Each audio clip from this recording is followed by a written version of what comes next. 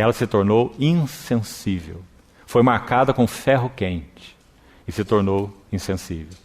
O autor de Hebreus, no capítulo 13, último capítulo de Hebreus, verso 18, ele faz um rogo aos seus destinatários. Ele diz: orai por nós, porque nós estamos convencidos, persuadidos, uma palavra forte, de termos boa consciência, desejando em todas as coisas viver condignamente. Então os irmãos percebem a importância desse assunto da consciência. Por isso, selecionamos essa como segunda marca. Nossa glória é essa. Irmão, nunca permita que a sua consciência seja uma consciência com ofensa. Não podemos servir ao Senhor sem consciência boa, sem consciência pura ou limpa. Consciência atua em nossa vida interior como portas. Portas servem para acolher o que pode entrar e manter bem guardado o que está dentro. Se o nosso espírito tem 3 funções, podemos comparar a função de intuição como uma lâmpada. O Espírito de Deus fala ao nosso espírito através dessa intuição, e nós podemos perceber ali algo da mente do Senhor, da vontade do Senhor, dos caminhos do Senhor, nessa intuição, que é uma faculdade também do nosso espírito. Vamos pensar numa lâmpada. O Senhor nos fala através dessa intuição. Quando falamos sobre comunhão, que é outra função do Espírito, vamos pensar numa mesa. Nós fomos chamados à comunhão de seu Filho Jesus Cristo. E essa comunhão é espiritual, sobretudo. Temos comunhão com Deus no Espírito. Então vamos pensar numa mesa, comunhão. Mas quando falamos como consciência, sobre consciência, vamos pensar numa porta. Uma lâmpada, uma mesa e uma porta. A consciência assume função de portas no nosso homem interior. Ela vai regular o que entra e regular o que sai de nossas vidas. Nós somos responsáveis, irmãos, em responder ao Espírito Santo por aquilo que temos permitido que entre em nossas vidas.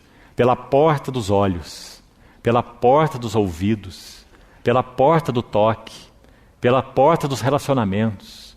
O Espírito Santo fala diretamente à nossa consciência. Fecha a porta aqui, abra a porta ali. Então esse é o segundo elemento. Vamos para um terceiro, e vamos encerrar aqui com esse. Se o Senhor permitir, amanhã seguimos. Capítulo 2, verso 13. Mais um elemento, uma evidência dessa liderança espiritual em Paulo.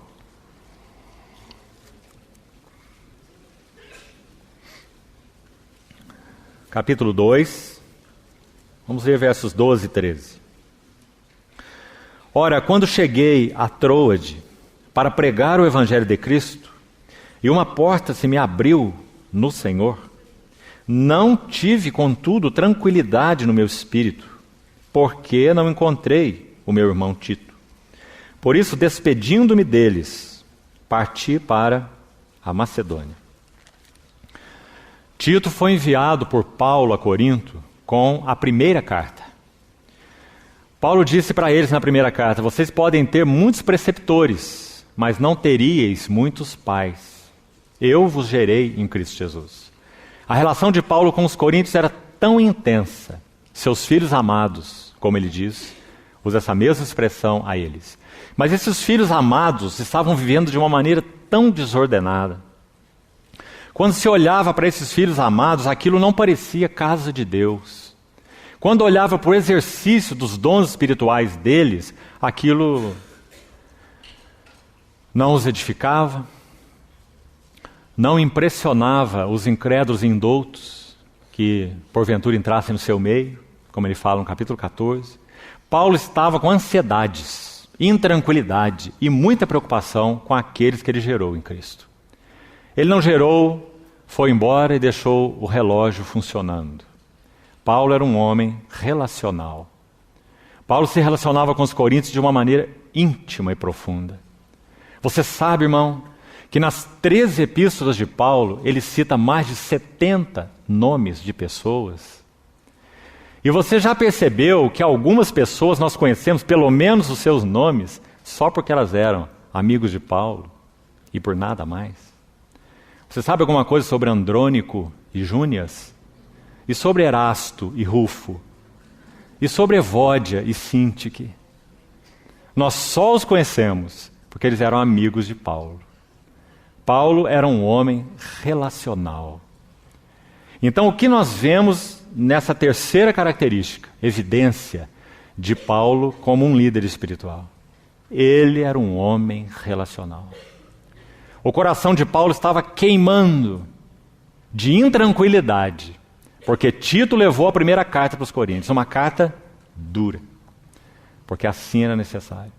Tirai de vós o fermento para que sejais uma nova massa. Não há um só sábio no meio de vós capaz de julgar no meio da irmandade. Vocês estão levando outros irmãos para um tribunal civil. Que vergonha é essa? E ele escreve essa carta tão preciosa aos Coríntios, tão severa, tão firme.